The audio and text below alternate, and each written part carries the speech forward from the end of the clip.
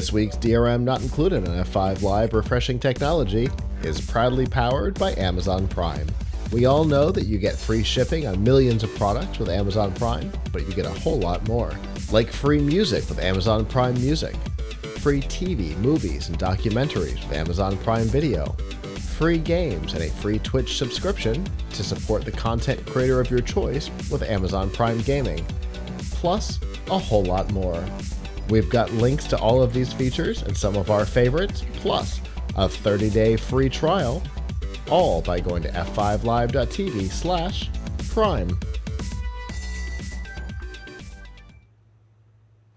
If you've been following along, we have talked a lot about some of our concerns about the way some of the more public AI systems work, ChatGPT and the like, how their data is trained and the things they're capable of doing. One of those concerns obviously has been around plagiarism and content theft, directly and also misquotedly, which Avram has done segments of the Pilch Point on. But the New York Times has been kind of carrying a banner in this fight on behalf of media in general. The fight has been against ChatGPT, and in particular over its training and regurgitation capabilities. The example that they have used is that they were able to go into ChatGPT in both 3.5 and 4 and essentially either give it a URL or give it the first sentence of an article and ask for the next sentence. And it would give it directly from an NYT article. And then they could get it to basically spit out entire articles verbatim. Now, that generally makes sense. The behavior makes sense because we know that GPT has been trained on the internet, particularly on publicly accessible content. And that has been one of our big concerns and lots of content creators' big concerns for obvious reasons. But what the New York Times was capable of doing is getting it to regurgitate content that was not publicly available and was entirely paywalled, which means that either they, in New York Times claim, either OpenAI obtained this content illicitly, or had a subscription and used the content to train that way, which is a direct violation of the terms of service of a subscription to the New York Times. Now, OpenAI has said that what the New York Times did falls under hacking, which only if you're talking about hacking in terms of figuring out ways to use Dawn dish detergent in more creative ways, like a life hack, because they certainly did not hack the system in any way. OpenAI claims that they were hacking the system because no user would ever use the system that way. Well, that was the accusation, and the New York Times response was fantastic. They pulled up Reddit threads, long Reddit threads, of people using ChatGPT for exactly this purpose, to bypass New York Times in particular paywalls. So nobody would ever do this. Oh yeah? How about this? It was a very quick and very fantastic response. I've been through some of the Reddit stuff myself, and it's very clear that this is what's happening. And the New York Times has a solid argument on no, users would use it this way and are using it this way. Here's our evidence. And they are using the Napster case. I know some of our listeners might be too young to remember the Napster case, but Napster was found liable of copyright infringement for knowing that copyright infringement was happening on their network and not stopping it, allowing it to happen. And they're saying we had already let OpenAI know that this was happening. They were not interested in fixing it, and therefore the Napster rule applies. It's an interesting argument, Abram. I know you have a lot to say on this topic. Oh, my blood is boiling. I gotta I gotta. Okay. Do you need a cold So drink? first of all, yeah, hand it. So the first of all, I just want to mention, in addition to this, something else that happened this week that was very relevant to this conversation. My former colleague, Joanna Stern, who used to work with me at Laptop Mag, uh, now works for Wall Street Journal, has done for many years, and she interviewed Mira Murati, who is the CTO of OpenAI. And she was talking to her about Sora, the new text to video tool, and she asked where the data came from. And if you watch the video, this is what's really telling. Like, Murati looks like, oh, you busted, has this look on her face like she was just busted, right? And she says, well, we really can't, we don't want to, it's proprietary to say exactly where we got the data to train our video, but it all comes from either licensed or publicly available sources. There it Now, is. publicly available, what does that mean? So Well, I thought about this. I can tell you that Yeah. we have, as PLUGHITZ Live, we have this weekend we're going to cross a terabyte of publicly available, publicly accessible video. Publicly accessible, publicly available, but what is okay? So Right. What does that mean? what does that mean? See, here's something that occurred to me, right? Just because something is within, so first of all, we've talked in the past, and for folks who haven't been watching our show here religiously, I did an article back in September, which is probably the article I'm most proud of in my career, about like how AI thinks, how AI learns versus how humans learn, right? And so there's a lot of people who say, well, that's okay, like the AI is not copying something, it's learning. And if you read the New York Times, you too would be allowed to learn from it. Um, I I honestly think that it's not even a question of whether or not people are using OpenAI to bypass the paywall.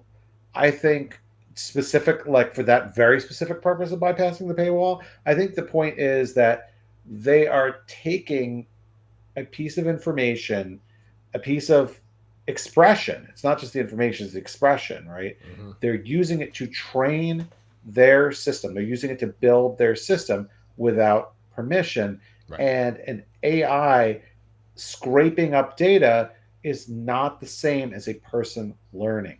It's not the same process. So it doesn't deserve the same rights. A human being and a computer with unlimited storage and no creative mind do not have the same rights to learn. And no one has also established anything about a piece of software having rights. My Mm-hmm. tape recorder doesn't have the human right to record a concert and play it back verbatim.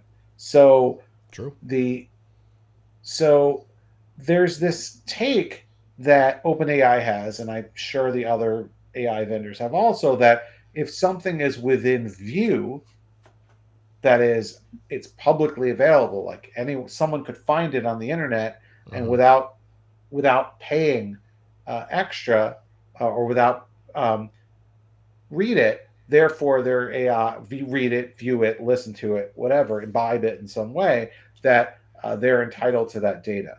But I don't think that that is how intellectual property works, right? We just because you can see something doesn't mean you have unlimited right to do with it what you wish, Right. right? Um, I can see the I can I can see your lawn gnomes on your lawn, but I can't run onto your lawn and grab them and steal them. Right. Nor can I like, So, you know, and you certainly can't yeah, go onto my lawn to steal them to go cast them so that you can replicate them. right, right, and that's effectively what they are doing, and um, keep in mind that all of so it's interesting that you mentioned the paywall, right, and you mentioned that scraping the data from the paywall would violate a terms of service, but I bet you that most websites have a terms of service, whether they have a paywall or not. Mm-hmm. And OpenAI is certainly not following anybody's terms of service. Right. I guarantee you that their bot does not go and look for a toss on every website that they're sucking in to see whether they're allowed to do that. Right. And the paywall. So to me, whether they paid for a subscription, there. First of all, the New York Times gives you, I think, a certain amount of free articles per month. Mm-hmm. Uh, there's lots of ways of getting around the paywall. There's a site called 12foot, 12FT, that lets you get around pretty much, I think, any paywall, not just the New York Times, by doing JavaScript disabling or something like that. So that a bot could get around the paywall is no surprise. That's not Fort Right. Knox, right? Um, so so they didn't they didn't need to affirmatively agree to a subscription account or whatever to sign up. I don't know if there's something that you have to agree to when you sign up for a subscription on New York Times that says I won't use this for a bot. I think they've already put that in the terms of service for the whole New York Times, whether you subscribe to it or not, right? Mm-hmm. But the thing is, these bots don't not these bots, these companies and the bots that they deployed to do this web scraping are not respecting any terms of service anywhere for Right. anything. So if we take them at their word, then only might makes right when it comes to intellectual property. So, uh, what about software licenses? What they're claiming is that all software licenses are now null and void. Mm-hmm. Because if I can copy the software, then I'm entitled to use it, right? Right. Because that's what they're saying. I mean, I don't know about you, but I've used a whole bunch of pieces of software that say something like, "This is free for non-commercial use," Right. or so. Is that license legal or not?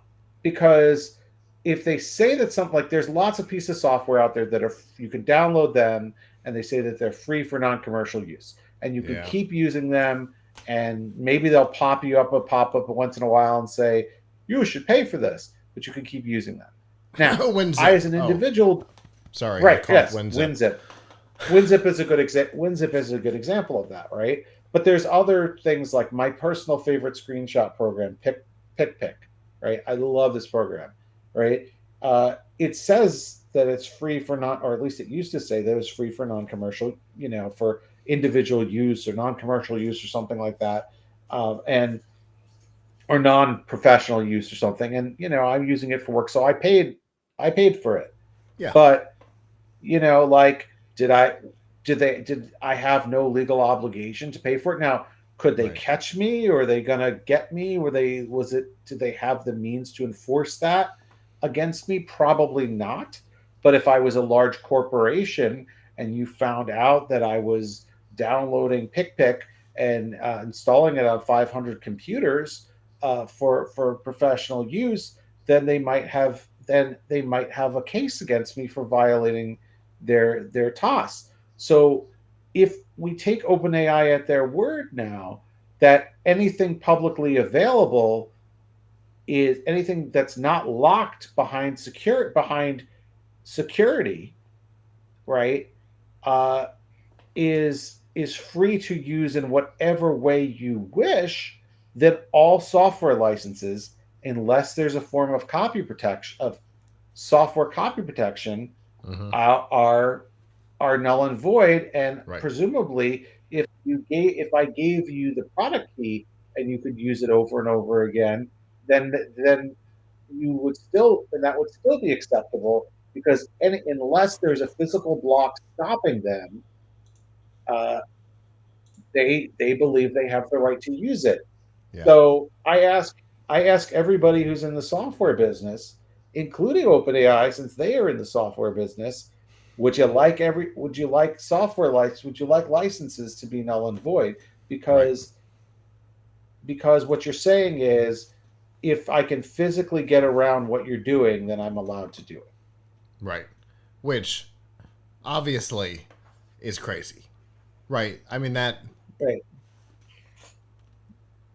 unbelievably bonkers reasoning. Not yours, but the Yeah, yeah, I the get it. the concept. The concept is bonkers, and we're looking at some cases that are going to surround this in the software world right now. In particular, gaming, Pal World. There's no way Nintendo doesn't take them to court, or I guess the Pokemon company, which is 50% owned by Nintendo. There's no way Nintendo doesn't take them to court over Pal World, which is essentially Pokemon made by AI. Right. Right. So we're seeing this same argument made from content owners, and we'll see more of it across the board. It's interesting because it's similar to Sarah Silverman's case against OpenAI, right? Did you go buy the book and then like scan it, or did you steal the book? Either way, you're not allowed to do what you did. Right? Right. Well, That the other thing that is going on here also, talking about publicly available, is they're not I believe so. I think the belief is that the Sarah Silverman book, which by the way, the court that was assigned that has not been very receptive to anything, because they're saying, well, you have to prove that the whole book was taken or something like they really, you know, the judge who they got is not does not understand. But the New York Times, I think, has a better shot because they're a yeah. much more powerful company and they have a lot more instances to show, and they're not going to give up so easily. Uh, Yeah. I'm sure they And then have. I mean, this is an existential threat to a fairly large business, yeah, but and they um, have the resources to be able to do the research because it's the New York Times. They literally have investigators. I mean, it's it's their it's not. I it's mean, their it's kind of their job is to be able to do research. right? So they do have these interesting resources that Yeah. Sarah Silverman doesn't have. So So there's that too. there is, so accusing somebody of hacking for testing your service is also very offensive to me, because I spend a lot Yeah. of time trying to find the holes in the software, trying to find out like Yeah. what kind of crazy images is is this image generator popping out, or what kind of plagiarism is this thing happening, Hmm. like that. First of all, the thing that's really scary is, if they just adjust their outputs a little bit, they can probably try to hide and launder the data a little better than they're doing. And New York Times and other copyright holders would have a much harder time proving that their work was stolen, Hmm. because they don't have to disclose where they got it from. Right. So, But like, that brings I us think it's very back to those dangerous. holes in the guardrails from Right. earlier in Yeah, the they don't have show. to they don't have to disclose where they got it from. But the other thing is that they don't care where they got it from either. Well, Right. I don't mean they don't care, and that they certainly want to steal from everyone. But one Yeah. of the problems with AI is that it doesn't distinguish like reputable information from disreputable a lot of times. So, it very often doesn't distinguish prejudicial uh, stuff with not, with less offensive stuff. And then sometimes you see things where they do somewhat of an overcorrection, which is what happened with Gemini, uh, Right. where their intention was to avoid bias, and then they programmed it so hard the other way that Right. it ended up creating something ridiculous. But here, I'll give you an example, and I've actually been debating whether or not I have enough to write a dedicated article on this. But I'll Okay. ask you, and I'll ask whoever's watching or listening. So I I've been very concerned about some of the stereotypic images that they give you on image generators. And when I was doing my research from the article I did a few months ago on how they will show Mickey Mouse smoking and stuff like that, I also put in a few like somewhat neutral terms to see what sort of you get. So one term that I put in was Jewish boss, right? And funny on like DAL-E, and you actually might be surprised. So on Okay. DAL-E, OpenAI, on Mid Journey, on Stable Diffusion XL, I actually didn't get anything that interesting. What I mean by that Okay. interesting is I didn't get anything that Uh-huh. was offensive. Some of them No, just gave you a nothing regular boss, nothing from a and Borat some of them film is gave what you're you saying. yes, yes. Yeah. Some of them gave you a regular boss, and some of them gave you a boss who was, you know, I wouldn't call this great, but it was sort of stereotypical Orthodox Jewish white man, Okay. so who was sitting at a boss desk, but was wearing, a black hat and coat and whatever. Right. But, um, but, It but leaned in it Bing, leaned in hard to a particular adjective. I got it. yes, but Bing, now Uh-oh. known, which uses a version of DALL-E, which Mhm. is, I guess now it's called Copilot Designer, but it was this, will occasionally give you some really crazy stuff.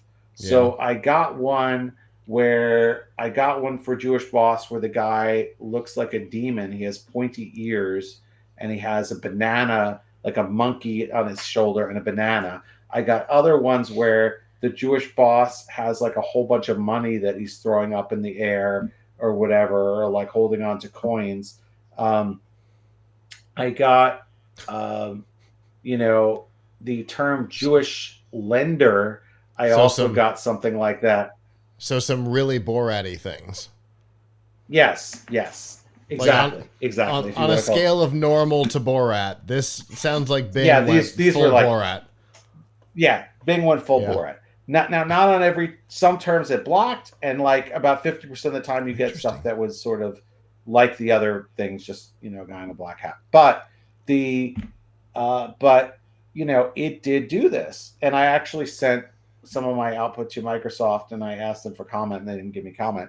But anyway, um, it's so I don't know. Like it's not every term. There's like a few terms that I found that it's some terms it will block, but the few terms I found that do this occasionally are Jewish Jewish boss, Jewish lender, and occasionally Jewish banker. Um, so now they're smart. Like if you try to do something where you think, hey, maybe this is going to evoke a stereotype, a lot of times it'll just block you. And if you do it 2 or 3 times in a row, it'll actually give you a punishment. Like I actually tried a few times to do a few things that weren't, I wouldn't even consider it to be like really bad prompts, but it didn't like something in the prompt, right? And so, you know, uh, it would get so it like it said like you're banned for an hour or something. I got banned for an hour one time. Okay. So anyway, I don't know if that's newsworthy or not because everyone I've showed it to is like, well, we're not surprised. And to be fair, it's not as widespread as I thought it might be. Uh, but Well, thank goodness for the one that. thing that you, but the one thing that you can say is um, these things learn from everyone. And Yeah. so if somebody is putting that negative information out there, it's Mhm. going to inform how it learns. And Yeah. that's going so Tay.